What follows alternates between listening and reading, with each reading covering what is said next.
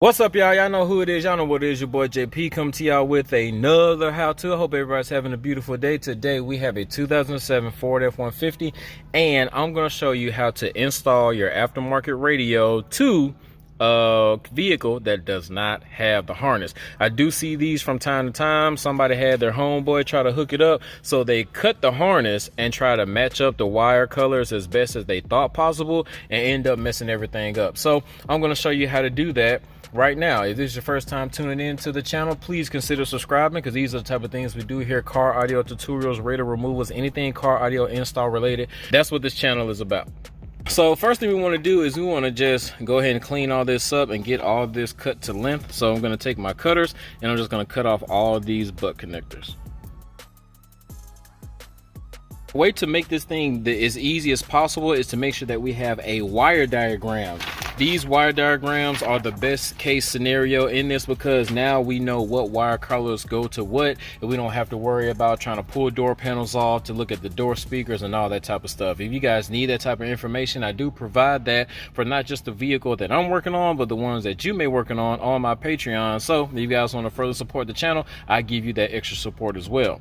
Now, a good indication of my speaker wires is usually you have two wires that's either twisted up or taped together. So you see that's taped together, that's taped together, that's taped together, and this is taped together. This is not a amplified vehicle, so I'm assuming that these are my speaker wires. So what I want to do is go ahead and strip these back, and I'm going to use my phase tester right here, speaker popper, and we are going to make sure that all these are speaker wires. So let's test these first. All right, so as you can see, we have all of them stripped. So now we're going to go to our wire diagram. It says that our left front speaker is orange with a light green stripe. Anytime you see this with this little slash, you'll see orange. The first color is the outside jacket color, and the second color is the stripe. So we're looking for orange with a light green stripe, and light blue with a white stripe. The first color right here is the positive, and the second color is the negative, as you can see over here. So right here you see we have orange with the light green stripe and light blue with a white stripe, and this should pop this door speaker, the driver.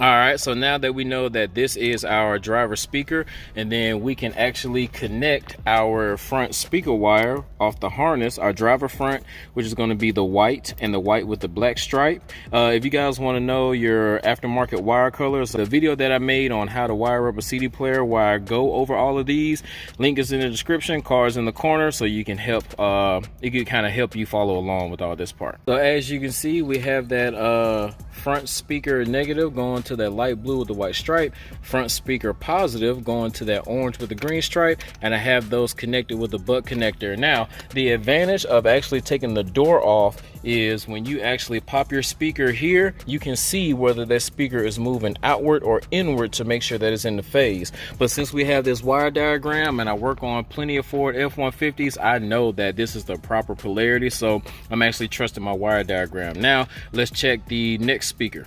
White front is white with light green stripe, dark green with the orange stripe. That's going to be our dark green with the orange, white with the light green stripe should be this speaker.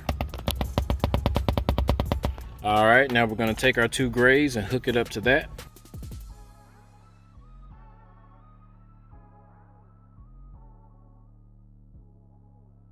And can I get a thumbs up on this video for doing all this with one hand? Talking about for real. All right, next speaker is the left rear. So we're looking at gray with light blue stripe, tan with the yellow stripe. We have it on there. Let's check. Yep.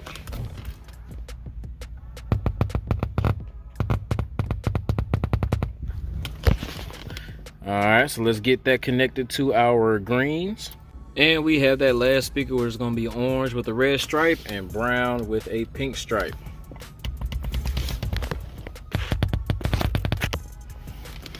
All right, so now that we got all of our speaker wires butt connected together, now we can put away our phase tester and bring on the multimeter so we can test for our power. Now, first thing we want to do is find the ground. That's what I usually start with. The ground's either going to be black or black with a light green stripe. What I usually do is I turn my meter to continuity, which means that this is going to complete a circuit and give me a little beep when we have found the right wire. So here we have that black with the green stripe. Now I do actually have a black wire right here, but this is a heavier gauge and it's black with the green stripe, which what my wire diagram says I should be looking for. Wire back, and I have it wrapped around my prong, and the reason I want to use this for continuity is because if this is going to ground, then that means that's going to some type of metal inside the car. So if I touch this to metal, I should hear that beep. So that's going to be my ground. Now that I know that that's my ground, I can use that to test for my other power. Butt connector on that bit real quick. All right, so next I want to test for my 12 volt constant. So we want to change it from this continuity to voltage, and right now I'm on AC volts. Hit my function to DC. If you guys want to know how to work your multimeter, I have a video on how to do that as well. I will put that card in the corner for you so you guys can learn how to do this. So 12 volt, radio 12 volt, we're looking for a light green wire with a violet or purple stripe, which is this boy right here. So I should be able to stick this inside my butt connector for my ground, and I should be able to touch this right here, and we should get 12 volts. The only reason we should not get 12 volts, since this is the only green with a purple stripe wire here, is if the fuse is blown. We did not get 12 volts, we're reading millivolts, so now we need to go ahead and check to make sure that we don't have a blown fuse. And then when the client came in, he said that the radio wasn't working. That's probably the reason why. We are here at the fuse box, and I usually like to start with the interior fuse box before going outside, because 9 times out of 10, anything to do with the radio may be on the inside. Now I've already found which ones are blown. I'm using my power probe, and what you want to look for is voltage on both sides of the fuse. So see, we have 12 volts there and we have 12 volts there, but when we go to this fuse right here, we have 12 volts on one side and then we don't have anything on the other side, which means that that is a blown fuse. So I'm gonna take these out, swap them out, and then we'll go up here and test for power up there. All right, y'all, just like I suspected, I got my meter on here, and now we are reading 12 volts with the car off. So we want to hook our yellow wire up to that wire right there. Put the butt connector on that bit. So lastly, we're doing our ignition, and it says pink with a black stripe or light green with a yellow stripe. Now, right here, we have 2 greens with the yellows. Of course, this one is the lighter of the green, and this one will probably say dark green on your wire diagram.